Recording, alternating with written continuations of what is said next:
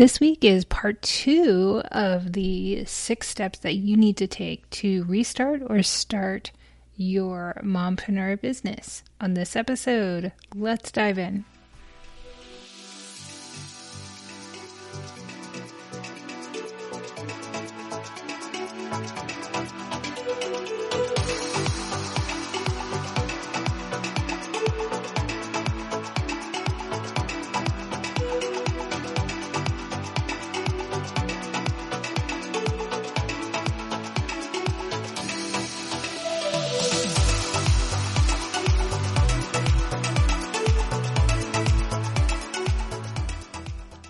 Hey Mompreneurs, it's Angela Mishuli, your host of the Good Enough Mompreneur Podcast, where we talk about everything motherhood and business minus the perfectionism. And I'm so glad you're here because perfectionism has been hounding me for a couple of weeks. I've been super busy. Kids didn't feel well. I didn't feel well. And I was just so bothered by the fact that I didn't have a chance to be able to do the next podcast episode that was part 2 of part 1.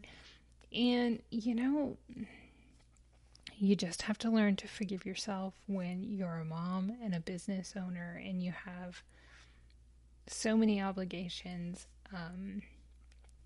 But if you didn't listen to part 1, I'm going to link that in the show notes below.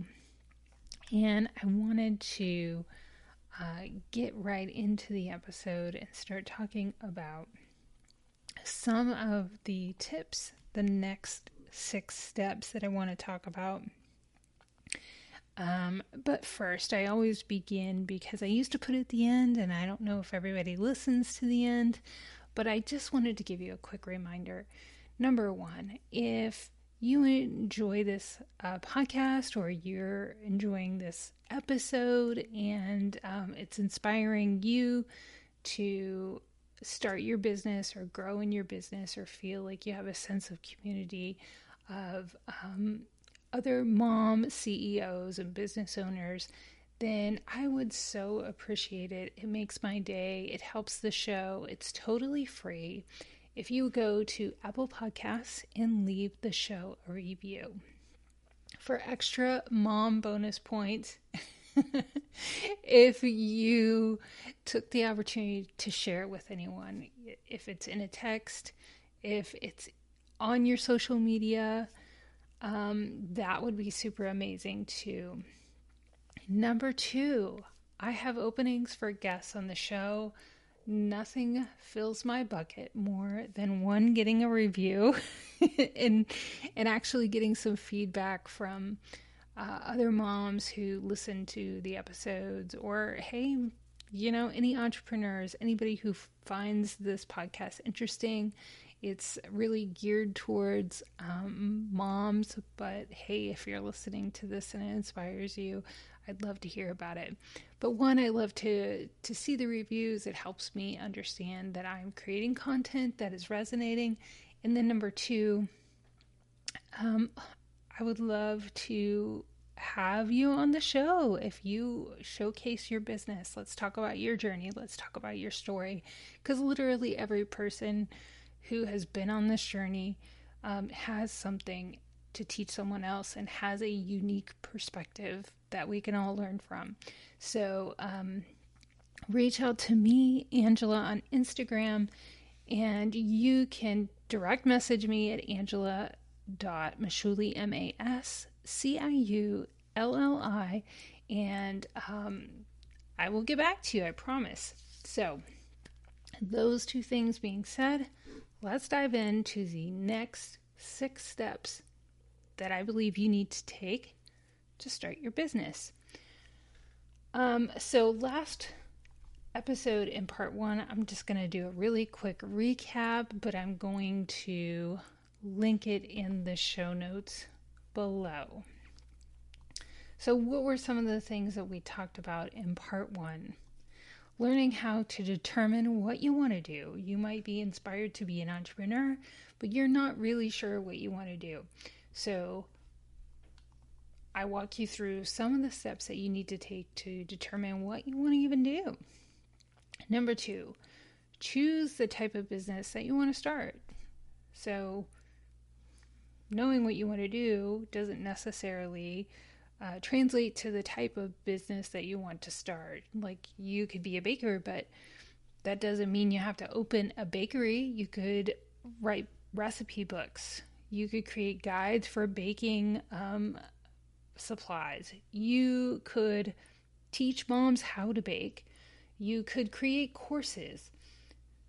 So don't limit yourself.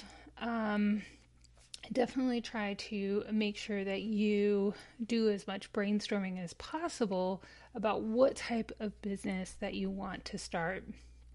And then you're going to do your market viability and growth research. Is there a market for what you want to do? And what is the potential for growth? And then you're going to start thinking about business names. And I don't want to talk about it too much here, but just make sure you don't get too stuck in that place, because a lot of people do, and they put so much weight on a business name. But just keep in mind that that's something you can always change as your business evolves. And it's really going to represent your creation that hasn't happened yet. So, I'm not saying a business name isn't important, but just make sure that you don't get so wrapped up in that step that you don't progress further. So then step number 5 that I talked in part 1 is researching all of the available social media accounts and website domains and trademark information. And number 6 in part 1 was about developing a logo. So that is a super quick recap of part 1. So let's talk about part 2. So the next steps after you've done part 1, I recommend that you kind of take it in 2 parts. You want to think about registering your business. So some people like to use online legal services like LegalZoom. You can do that. You can reach out to a commercial or business litigation or business attorney in your area. Every state has what's known as a bar association in the United States. I know that this podcast is ranked internationally.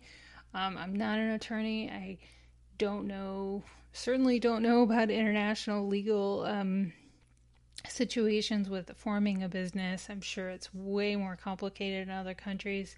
But from a U.S. perspective, every state has a bar association where you can go on and research an attorney in your area who could be able to advise you of what you need to set up your business entity. And in that process, your next step is going to be securing an address for your business. If it's not going to be your home business, and you need to think about the fact that your business address is probably going to be on your website if you're going to create one for your business. If you have an email list, that address will also need to be included for international law regarding emails. And then that address will likely be publicly available on state registrations and various business databases and websites like Google Business and things like that, that will have that address. So lots of people, myself included, would not want my home address included in all of that. So you can go to UPS store, you can go to the United States Postal Office and secure a post office box.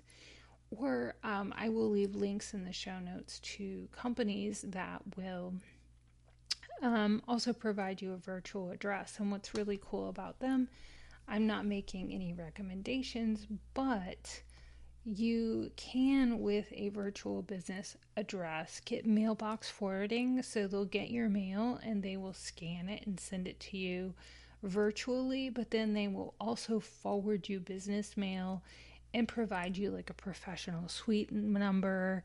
And some even have free registered agent services. So that is just some research that you're going to have to do, and they'll give you real-time alerts and things like that. So that is really important to think about at the outset. So then once you have your business name and you've made sure that nobody else in your state or the country has a similar name, and you're pretty sure that that's the one you're going to go with for the foreseeable future. It can be changed, but it's definitely a little difficult once you get your website and you have your email set up and things like that. But you're going to want to go and create an EIN tax number with the IRS in the United States. So once you have done that, you will get your number sometimes pretty quickly. It's almost instantly. And I'll leave a link in the attached workbook on the website to go to do that.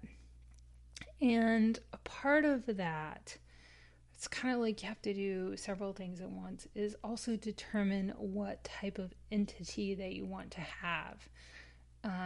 Whether it's a sole proprietorship or an LLC, or they have some information explaining the various types of business formations.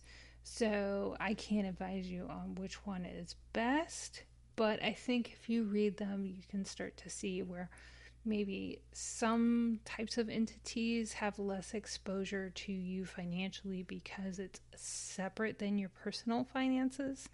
I will just say that. So be aware that it closely related to the EIN number is registering your business with your state, your city, your county, and I don't have an exhausted list for every state in the United States, but every state has a Secretary of State that usually is where you go to register your business. So you're going to want to have the EIN number before you go and register with the state, and that's usually the place you also go to make sure that no other entity has the same name in your state.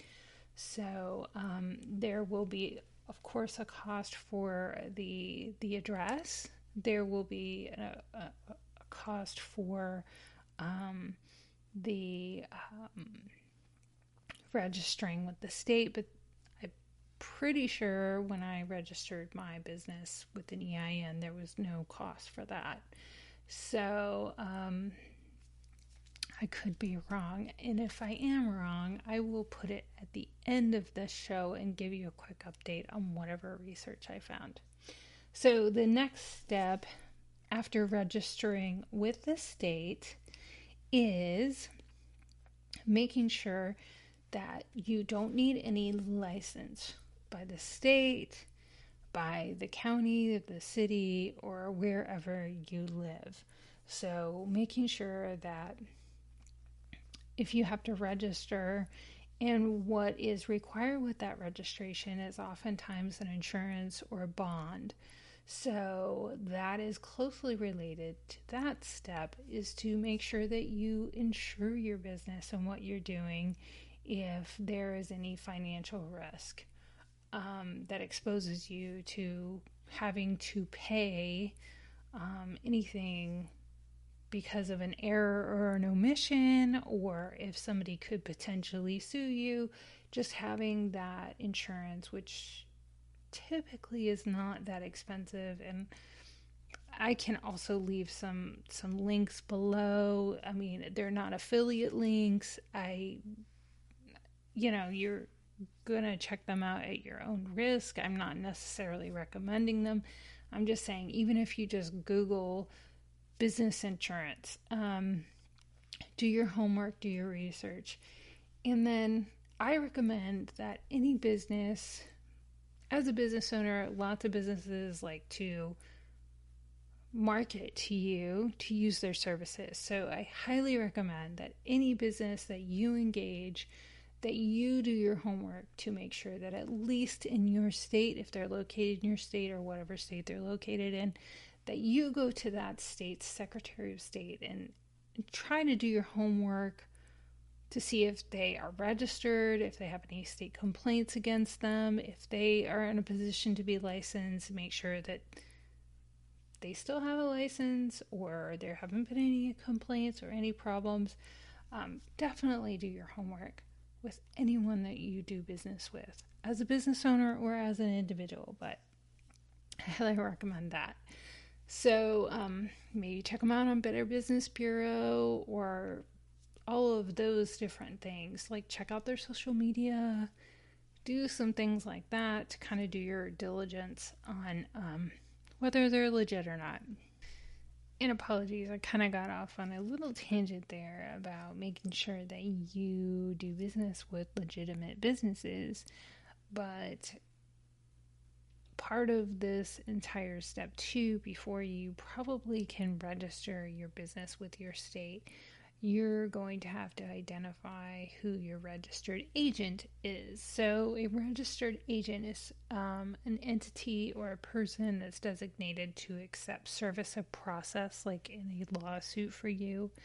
Many states require that you have a registered agent identified. So if you need to be served with any official papers from the government or compliance or legal papers, that it's easily identifiable who that entity or individual is.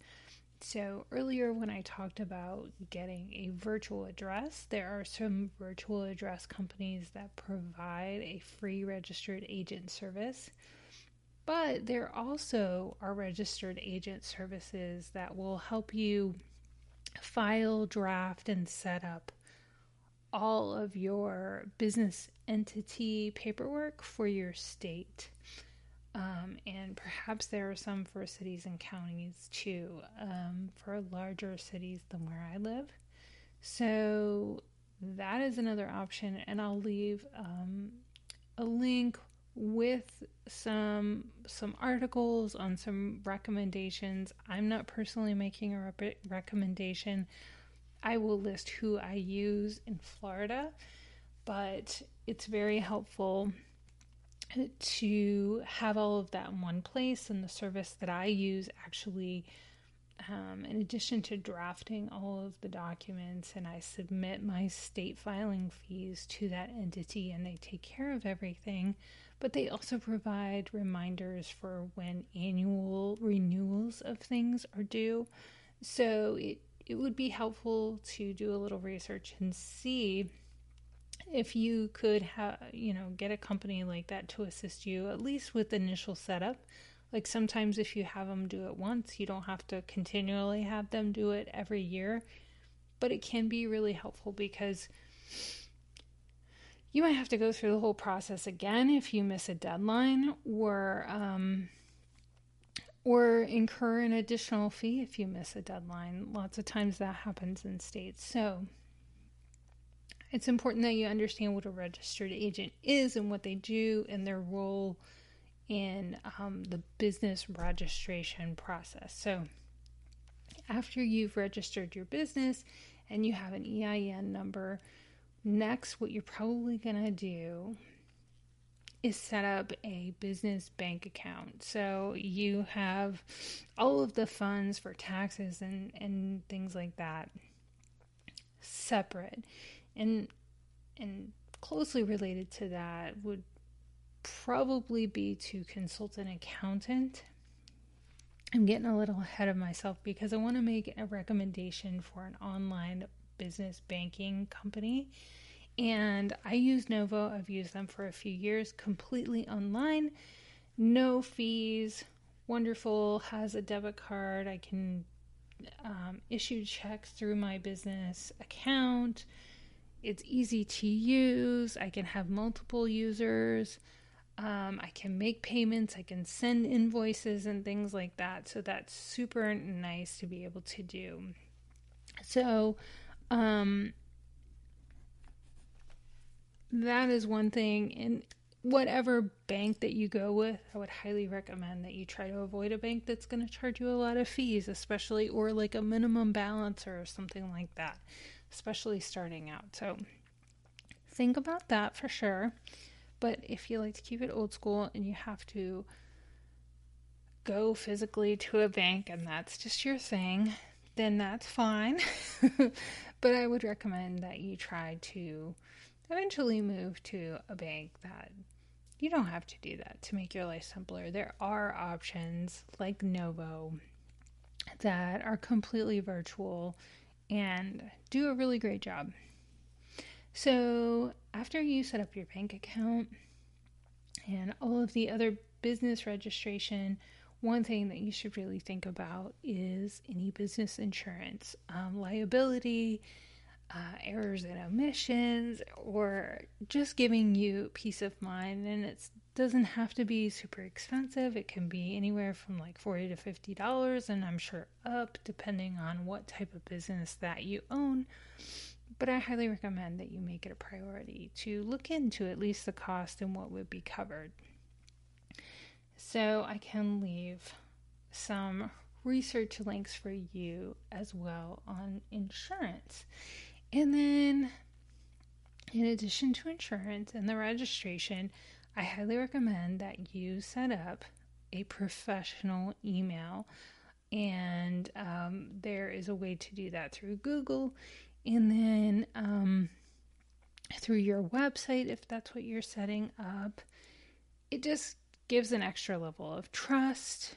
It looks more professional, and it just really looks more put together and gives a better impression than a Gmail or a yahoo.com email address.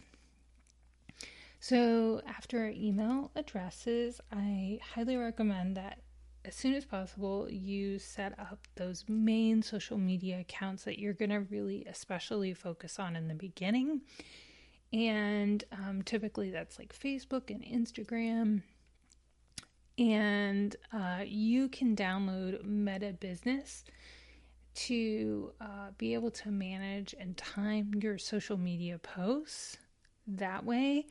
And then just make sure, just a little tiny side note about social media, make sure that for Instagram you sign up for the free business account, so then you can see analytics like the demographics on the people who are engaging with your posts, what time of day, and all of those different things that can really help you do well on Instagram.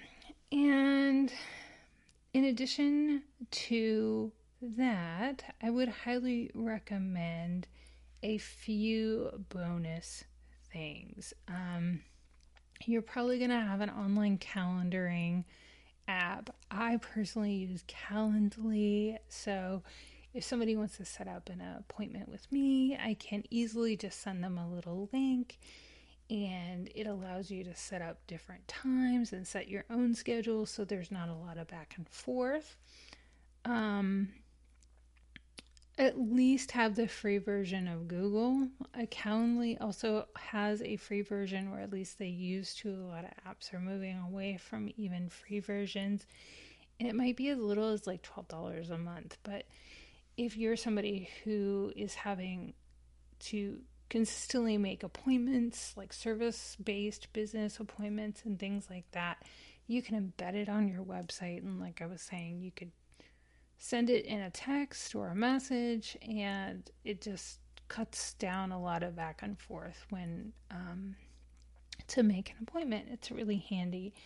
And then one of the last things, and I'm realizing I'm beyond 6 at this point, so I'm giving you a few bonus ones, is to set up, actually I just thought of another one. Well, I think I mentioned it, but you need to set up a Stripe account or some way to be paid and send invoices. And that's closely related to getting an accountant, which I briefly mentioned. And there are some online accounting applications, like the popular ones like QuickBooks. There are other ones like Stripe. You can actually send invoices and receive payments, and but always keep in mind that there is sometimes a fee for those. And of course, like PayPal and Zelle, you just set up those business ways to be paid, especially virtually, because you're probably not going to have a business with cash. People are probably going to want to have the ability to pay you remotely, but that's how you need to think about setting all of that up and kind of how it will funnel to your bank account or your business credit card or whatever. So that, I think that's the remainder of my part 2 tips. So what did we talk about? We talked about getting an address. We talked about getting an EIN number. We talked about researching registration in your state, your city, your county. We talked about a registered agent, which you probably need to do before you actually register your business with the state or local government. Additional topics in this part 2 were insurance, setting up a professional email address, securing those social media accounts. Then you want to be sure to have the account set up, how you're going to get paid, like Stripe or PayPal. And then you also want to have a calendaring system. So that was way more than 6. I think we're at 8 or 9 at this point. But you got some bonuses there for you to think about. And I'm going to include all of this information in a worksheet below, as well as a link to episode 1.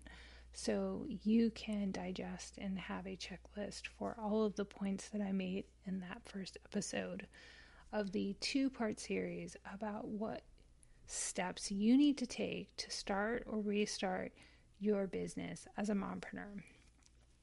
So I hope you found that incredibly helpful. I feel it's on my obligation to help anybody out there who has a business idea or wants to start a business and just doesn't know where to begin with all of the technical setting up things. So it's my pleasure to share this information with you. And if you found this episode helpful, just want to remind you again to please leave me a review on Apple Podcasts. It really helps the show. It helps other entrepreneurs find me and would help them find all the helpful tips that I try to share on the show. And then 2, I want to give a big shout out to Brave Mama, who left me a review. So sweet. I want to encourage everybody to follow Brave Mama, and that's BraveMumma Stephanie, and then follow her on Instagram, and then click on her link tree, and then you can be directed to her podcast, which is the Lowdown with Brave Mama podcast. So thank you so much to Stephanie. It meant so much to me that you left me a review. I appreciate it so much. And she was so sweet. She said, all moms who are on their self-discovery and entrepreneur journey need to listen to this show. I love the reflective questions we can ask ourselves along the way. Thank you, Angela. So thank you again, Stephanie, and everybody. Go follow Stephanie over at Brave Mama and check out her podcast as well. And I'll leave a link in the show notes. And she also had a recent book launch, Wow, how amazing is that? So go follow her on Instagram so you can learn more about that. So, with that being said, thank you so much for staying with me through this episode. Thank you for taking in all of this information. Please check out the information in the checklist below. And reach out to me, angela.masciulli, MASCIULLI, on Instagram with any questions. And I swear, before 2023, a website is coming. So I look forward to that and having a professional email address that I suggested in this episode for my business coaching and all of that stuff, separate and apart from my travel business. So thank you so much again. I hope you're having an amazing week, and I really want to encourage you to make the most of the rest of 2022 and begin to start thinking about all that you want to grow and do and see in 2023. So I can't wait to talk to you next time and bring you more information that's just going to help you grow and expand the rest of this year and next and beyond. Thank you so much for listening. I appreciate you. Have a great rest of your week. Bye.